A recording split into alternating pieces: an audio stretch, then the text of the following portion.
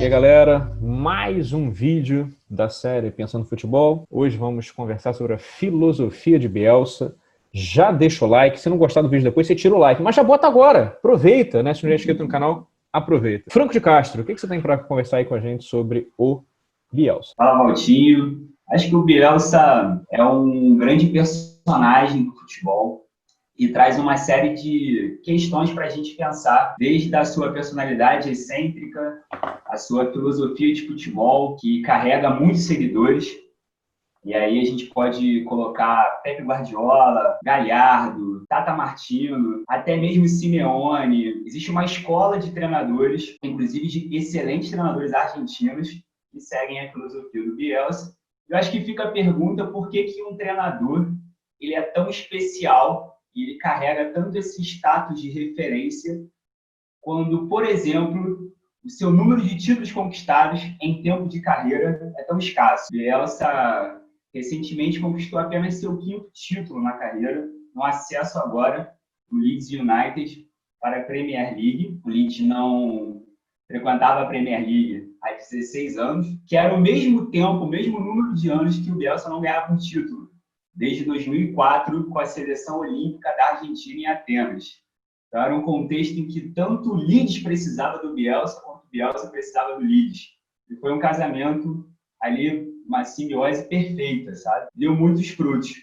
Mas, se por efeito de comparação, a temporada de Jorge Jesus no Flamengo, em um ano, Jorge Jesus ganhou 5 títulos, sabe? E eu tenho certeza que se você perguntar para os diferentes treinadores do mundo quem é a principal referência, eu não tenho dúvida que o Bielsa vai estar na frente do Jorge Jesus. Então, é no mínimo curioso, certo? Por que um treinador ele carrega tanto esse status?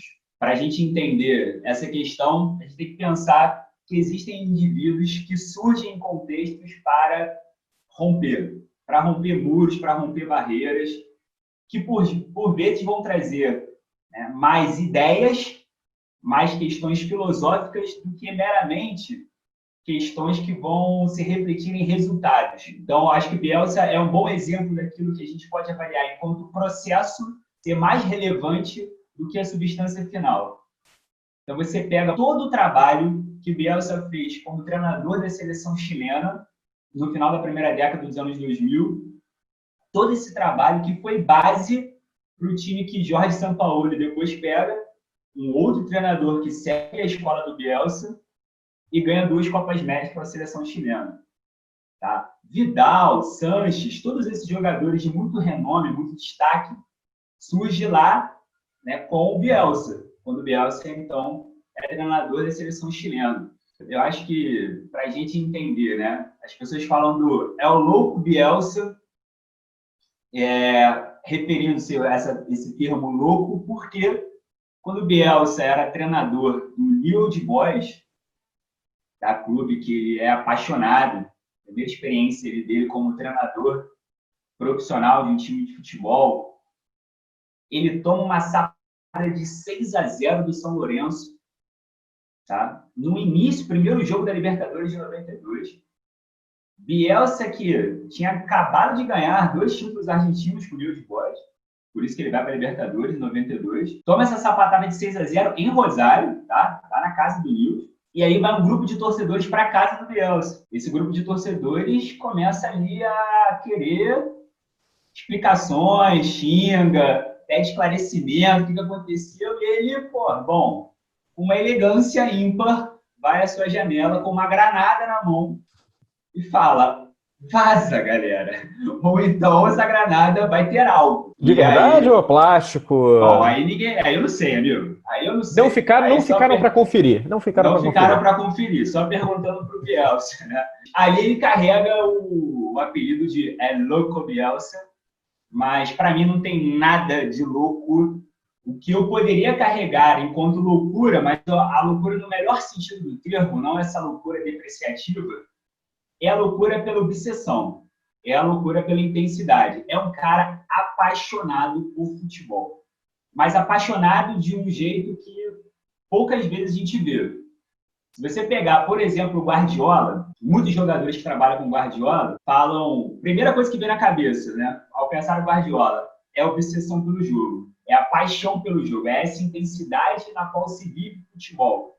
O jogo, os 90 minutos, é uma etapa, sabe? É um detalhe de uma vivência, de uma entrega muito maior. Guardiola fez estágio com o Bielsa, ali em 2007. Guardiola seguiu bastante os passos do Bielsa, né? E o Bielsa é isso, ele transpira exatamente essa obsessão, né? Os torcedores flamenguistas sabem muito bem que esse sentimento de saudade de Jorge Jesus está muito ligado a isso também. O Jorge Jesus carregava dessa intensidade, sabe? Ali na beira do campo, dessa paixão pelo jogo, de vamos jogar bonito, vamos desfrutar do jogo. São exatamente esses mesmos sentimentos que eu acho que o Bielsa carrega ali. Então teve um curto-circuito aí, né? Porque passou do Bielsa para o Guardiola, que não passou para o Domenech, e estamos aí hoje, né? Pois é, e aí eu acho que isso é muito simbólico para a gente ver que o futebol ele carrega muito, acho que, essa paixão por todos, porque ele é complexo, ele não é meramente simplista, sabe? Ele não é tipo 2 mais 2 é igual a 4, é essa matemática básica. Então você pensa, bom, se existe um auxiliar técnico que trabalhou 10 anos com o Guardiola, esse cara é obcecado pelo futebol, apaixonado, já ganhou os principais títulos aí dos times do mundo, sabe? No Barcelona, no Manchester City, no Bayern de Munique. Esse mesmo Guardiola fez ali estágio com esse louco Bielsa. Você vai pensar, porra, o Domenech vai ser um cara que vai vir com muita bagagem. Mas é isso, o futebol não se faz apenas com a cabeça, sabe? Não se faz apenas com o seu conhecimento tático, técnico. Eu acho que a gente tem que esperar para ver o trabalho do Domenech. Acho que é um trabalho ainda muito embrionário. Não dá para se avaliar o cara por 4 partidas e tal. Mas uma coisa me chama a atenção. O Domenech não é esse perfil. O Domenech não tem o mesmo perfil de obsessão e entrega que, por exemplo, essa escola do Guardiola, essa escola do Marcelo Bielsa, essa escola do Jorge Sampaoli. Repara que os três, se você olhar, eles têm esse perfil comum. Eles têm um perfil dessa doação, que por vezes também traz problemas, tá? Depois eu falo desses problemas aí relacionados à carreira do Bielsa. Mas olha que coisa interessante do Bielsa. Geralmente, quando ele fecha contrato, seja com um clube ou com uma seleção, ele, em geral, mora no CT de treinamento, cara. Ele pede lá, ó, quero um espacinho de 30 metros quadrados para morar aqui. E aí, para ele, esse morar ali, aí carrega vários simbolismos. Desde que ele quer ter um lugar dele, privativo, para ele poder analisar, principalmente os jogos dos adversários. Ele faz uma análise absurdamente minuciosa de cada adversário que ele entrega. E ele trabalha muito com os jogadores dele, mostrando esses vídeos, né, e através da repetição desses movimentos e tal. Mas também para viver o cotidiano do clube. E aí ele quer conhecer cada funcionário que trabalha no clube, sabe? Das divisões ali de base, quer trocar ideia, quer saber o que está sendo feito lá embaixo, nas outras categorias. Ele é um cara que quer isso, ele quer mergulhar, ele mergulha literalmente nesse cotidiano. Então você vê que não tem nenhuma extravagância, é um cara que é super bem remunerado, Paulo. O que ele ganha no Leeds, o salário dele é altíssimo, altíssimo. E é um cara super simples, super simples. Recentemente o Bielsa deu uma palestra aí para a CBF, convidado, todo mundo lá de terno e gravata, e o Bielsa com seu moletom, sabe? Com seu estilo despojado, assim, né? E ele foi do hotel até o local lá da CBF, da conferência, andando. 45 minutos caminhando, sabe? Tipo, é um cara diferente. É um cara que respira o futebol, né, de um jeito diferente. E aí aconteceu um episódio de espionagem. Olha o drone aí! Do drone. 200 mil euros teve que pagar de... Teve que pagar uma grana, né? Mas ele pagou do bolso dele, né? Mas esse episódio de espionagem, eu acho que o dado interessante desse episódio foi que ele arma uma coletiva, o Bielsa não dá entrevista para nenhum jornalista exclusivamente, ele só fala em coletivo. Esse é mais um lado excêntrico dele, ele só fala em coletiva, ele convoca uma coletiva para explicar isso, fala por mais de 1 hora, onde ele dá um detalhamento de que isso, na verdade, ele fez durante toda a carreira dele. Só para você, vou voltar num tempo para você entender. Volta lá atrás, New Old Boys, a primeira experiência dele como treinador. Bielsa pega o seu Fiat 147 e divide a Argentina em 70 partes e ele e os olheiros vão atrás de jogadores para o clube. Ele vai atrás, literalmente. E nesse movimento, nessa busca, por exemplo, ele encontra o Pochettino, que é treinador hoje, renomado, treinou o Tottenham recentemente, com bons resultados. Ele encontra o Pochettino assim.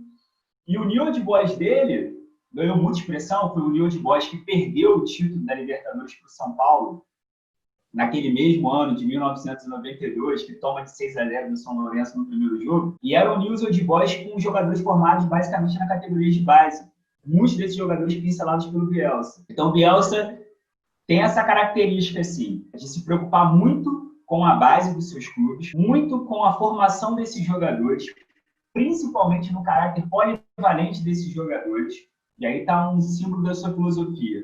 Esquece essa ideia de que jogador, desde lá das primeiras categorias, tem que jogar numa posição e perdurar nessa posição por toda a sua carreira. Não. A ideia do Bielsa é o jogador ele tem que experienciar, vivenciar diferentes posições.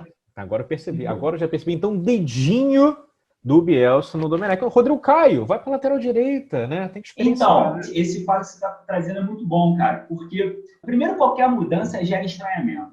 E estranhamento, em geral, as pessoas tendem a levar com bastante receio, né? Na cabeça do Domenech, fazer esse tipo de alteração é algo completamente comum, completamente dentro da lógica de como ele pensa o jogo e como ele pensa os jogadores. Para a gente, causa uma estranheza absurda. Como assim? Você vai pegar seu principal zagueiro central, você vai deslocá-lo para a lateral direita, sabe? Então, assim, aí, na minha avaliação, não há um erro conceitual, mas é um erro de leitura de momento. Você acabou de chegar, cara. Conheça primeiro seus jogadores, trabalhe essa formação para você fazer esse tipo de alteração, entende? Não dá. Não dá para sair chegando agora e fazer essas alterações. Mas o Bielsa tem essa característica, exatamente de pensar na polivalência desses jogadores. Então, para o Bielsa, o jogador, ele busca formar, é aquele jogador que vai atuar em mais de uma posição. Ele vai atuar em mais de uma posição. E aí, quando você pega a frase do Guardiola, que diz que o Bielsa é um dos melhores treinadores do mundo, se não o melhor, na perspectiva dele, é porque ele está dizendo o seguinte: se você pegar e conversar com qualquer outro ex-jogador que passou pela mão do Bielsa, ninguém reclama dele. E todos dizem que se transformaram em jogadores melhores depois de passarem pela experiência de trabalhar com o Bielsa. Acho que esse é um fato, sabe? E as tretas lá? E aí, vou chegar... Marcelo, tem uma rodada, ele se demite.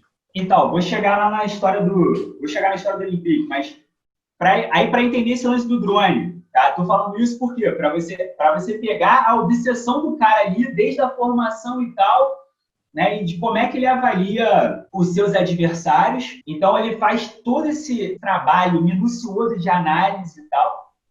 E aí tem um fato que é histórico, assim, que é bem simbólico, que quando o Bielsa está treinando o Atlético de Bilbao, e ele pega o Atlético de Bilbao em baixa e coloca o Atlético de Bilbao na temporada de 2011-2012, na final da Copa do Rei, enfrentando o Barcelona de Pep Guardiola, e na final da Liga Europa, enfrentando o Atlético de Madrid do Diego Simeone. Ele toma 3 pauladas de 3-0. E ele pega exatamente isso e coloca na análise dele lá da espionagem. Porque ele fala o seguinte: bom, se o que eu faço garante necessariamente a vitória, sabe? Eu não tomaria 3 pauladas de 3-0, que me deixou substancialmente triste. E eu afirmo para vocês que não é isso que vê no jogo. Isso é o que eu faço. Isso, na verdade, é mais para mim. É minha obsessão. E olha que fato engraçado. Ele toma de 3-0 do Guardiola, que é um pupilo dele, e manda uma pasta, amigão, com todo o relatório dele de análise do Barcelona. E manda para o Guardiola. E ele fala que manda como regalo, né, como presente para o Guardiola. O Guardiola pega aquilo, analisa tudo que o Bielsa fez, liga para o Bielsa e fala assim: você sabe mais do Barcelona do que eu.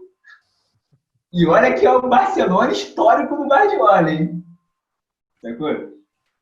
Então, assim, é óbvio que você pode discutir questões éticas de conduta. Eu acho que é questionável a forma, mas eu acho que isso diz mais sobre a obsessão dele, sabe? A obsessão que ele tem por essa leitura minuciosa do jogo, do adversário e tudo mais, do que um cara que quer ganhar a qualquer custo. Não me parece que essa é a linha do Bielsa. Vou dar um exemplo. Na temporada passada, o Leeds, ele fez uma boa temporada e no final acabou não conseguindo o acesso, né? O Leeds é eliminado pelo Derby County, do Frank Lampard, treinador do Chelsea, nos playoffs. Mas teve um jogo simbólico do Leeds contra o Aston Villa, e que o Leeds faz um gol, e esse gol fura ali o conceito do fair play, porque o jogador estava caído do Aston Villa, e o cara do Leeds vai, leva a bola, faz o gol. Dá uma confusão danada. O que o Bielsa faz como treinador? Os jogadores do Leeds orienta todo mundo a abrir e deixar o Aston Villa fazer o gol. E o jogo termina 1-1. Entendeu? Então não me parece que é um cara, sabe, que tá querendo se sobressair, tá querendo se dar bem nas costas do outro. Vencer acima de tudo. Vencer acima de tudo, exatamente. Não me parece que esse é o caso do Bielsa. Me parece que é o caso do lunático. Por isso que eu falo que a loucura dele, para mim, está muito mais associada a essa obsessão de quem respira futebol 24 horas por dia do que um cara que quer ganhar a qualquer custo. Porque, na verdade, toda a filosofia do Bielsa envolve desempenho, cara.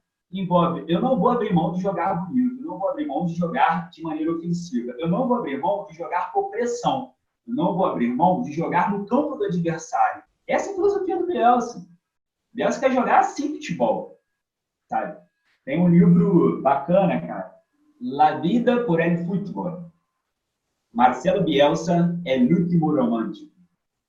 Esse livro é bem interessante e tem uma passagem que fala o seguinte, que o futebol argentino deve agradecer ao Newell's Old Boys, porque, amando o Newell's, o Bielsa aprendeu a amar o futebol. E aí eu acho que é muito simbólico quando, em 2009, o estádio do Newell's Old Boys, o Colosso del Parque, muda o seu nome para estádio Marcelo Bielsa. O cara tem um status de ter um estádio com seu nome, Walter.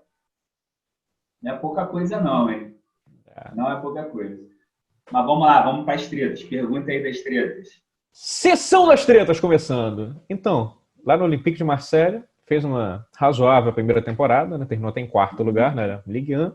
Chegou a disputar título no turno e tal, ficar entre as primeiras posições, mas depois veio caindo.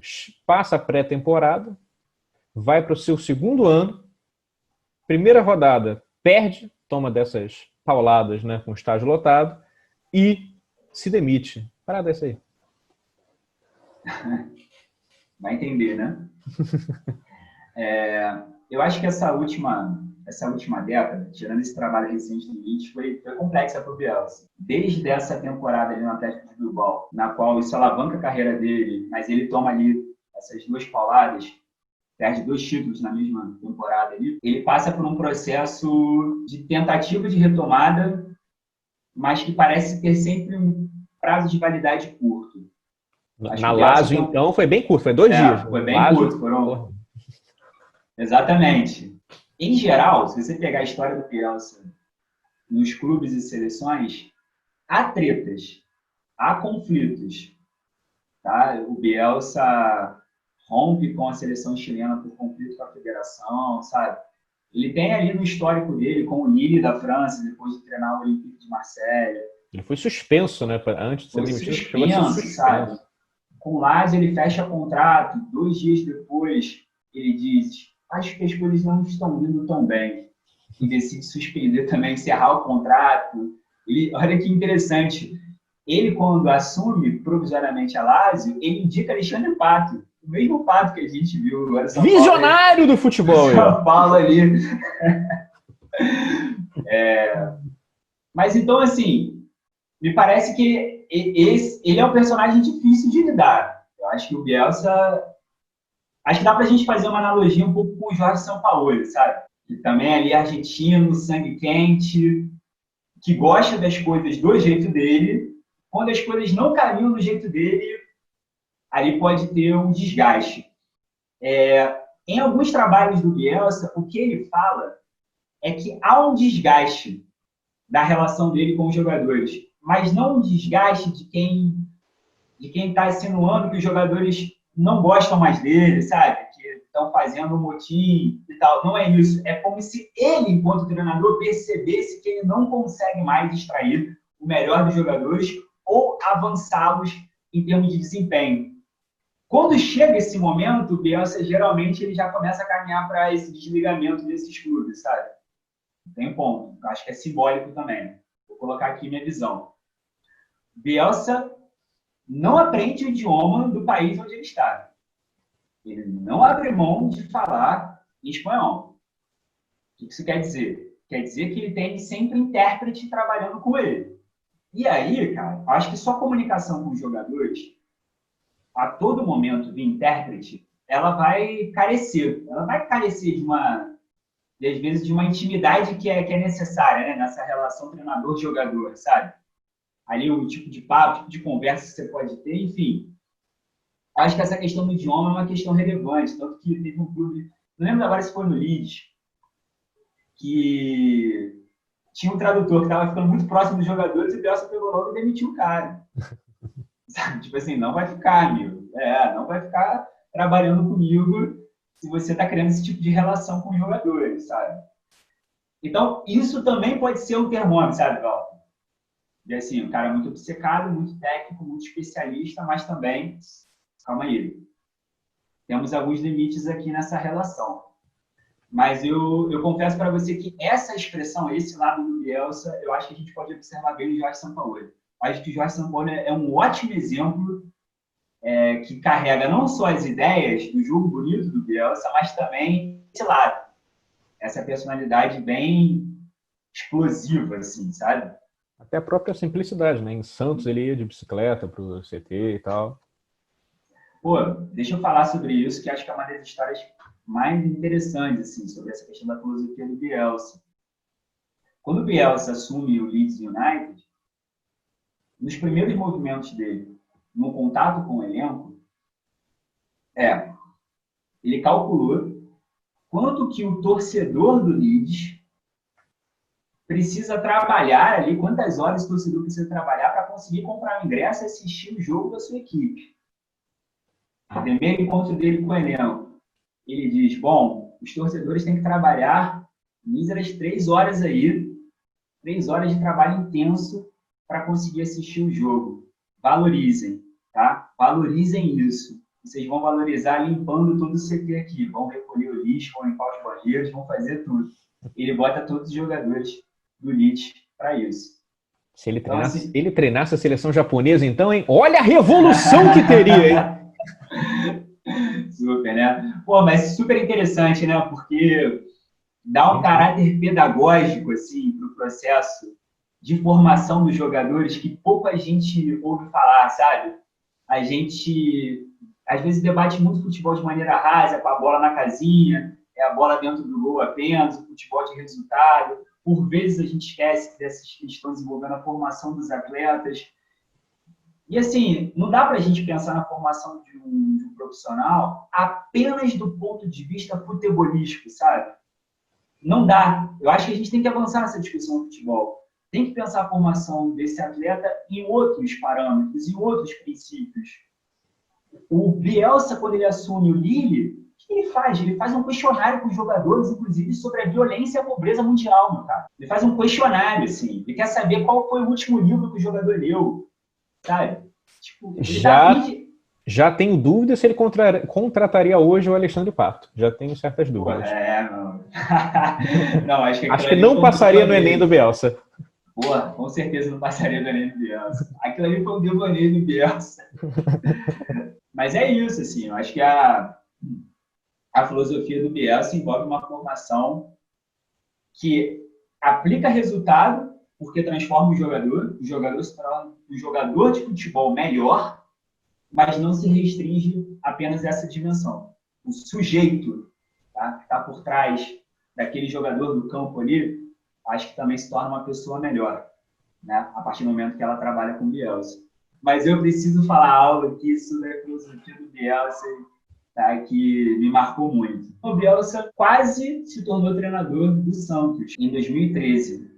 Na época, o Santos fez um contato bem próximo, assim, na tentativa real de contratação do Bielsa. E o Bielsa diz o seguinte: ok, aceito trabalhar no Santos, mas para isso eu preciso conhecer melhor o futebol brasileiro. Minha proposta, então, é: durante o ano de 2013, eu vou deixar um auxiliar meu treinando o clube durante um ano inteiro e eu vou viajar o Brasil conhecendo o futebol brasileiro. Em 2014, eu assumo o clube. Bom, você já sabe qual foi o desfecho dessa história, né? Mas isso mostra bem o lado do Bielsa. Se pegou o auxiliar do Pepe, pô, pegava o auxiliar aí do Sim, né? Por que não? Por que não? Tem uma frase, cara, do Bielsa que me marcou muito. Dialogando sobre a filosofia do Bielsa, eu acho que é importante a gente pensar sobre essa ideia de que não vale a pena a vitória a qualquer custo. E qual foi o peso do fracasso na história desse treinador? E não foram poucos, tá? Os fracassos que o Bielsa teve na carreira. Só para a gente lembrar que nas eliminatórias para a Copa de 2002, a Argentina arrebenta. Ela fica em primeiro lugar com um futebol super vistoso e entra na Copa de 2002 como uma das favoritas ao título. A geração do Batistuta, Simeone, Verón, era um timaço ali da Argentina. E a Argentina cai na primeira fase. Já é eliminada. Então, assim, o Bielsa, ele é um treinador que tem, ao longo da sua carreira, vários fracassos acumulados. Ele tem uma frase que é o seguinte: o sucesso é deformante, relaxa, engana, torna-nos piores, faz com que nos apaixonemos excessivamente por nós mesmos. O fracasso é totalmente contrário, é formativo, torna-nos sólidos, reforça as convicções, traz coerência. Bom, não é qualquer treinador que consegue enxergar a potência e a beleza do fracasso, do insucesso, ao mesmo tempo que consegue olhar para o sucesso e entender também as armadilhas desse sucesso. Agora eu estou entendendo. Fernando Diniz também, eu acho que foca muito em Bielsa. Eu imagino que pode cair fácil nessa linha. Bom, então a gente fracassa para a gente poder aprender constantemente com ele. Aprendendo muito! Olha, tá anos aprendendo. Bom, se o tempo passa e você não reflete de maneira profunda, esse tempo não se notabiliza como experiência. É apenas rotina, meu amigo. É apenas repetição. Você vai repetir o erro constantemente. Você vai estar fadado a isso. Agora, se você usa o tempo para refletir sobre o processo vivido, aí sim eu acho que você pode concordar com o Bielsa e aprender muito com o erro. Acho que o Flamengo precisa entender um pouco isso, porque, ao meu ver, a torcida do Flamengo e boa parte também da imprensa esportiva cai numa soberba, numa arrogância de colocar o Flamengo, por vezes, como um time que não vai mais perder, sabe? Como um time que não vai mais oscilar, como um time que atingiu um patamar, um nível de perfeição tal, que, bom, são pessoas, sabe? São seres humanos, o futebol atual, eu acho que ele tem um nível de alto rendimento, de competitividade, de análise tática, que você mantém esse nível muito lá em cima, ou qualquer mera oscilação, o efeito disso no campo, ele é muito representativo, ele é muito simbólico, sabe? Galera, agradecemos aí vocês estarem até aqui, agradecer o Franco de Castro pela sua aula sobre a filosofia do Bielsa aí. Aproveito para pedir, já deixa o like, né? Aliás, mantém ali, né, já que você deixou no início, por gentileza, e se inscreve no canal, acompanha os outros vídeos aí, e abraço, galera. Valeu! Valeu, gente. Um abraço.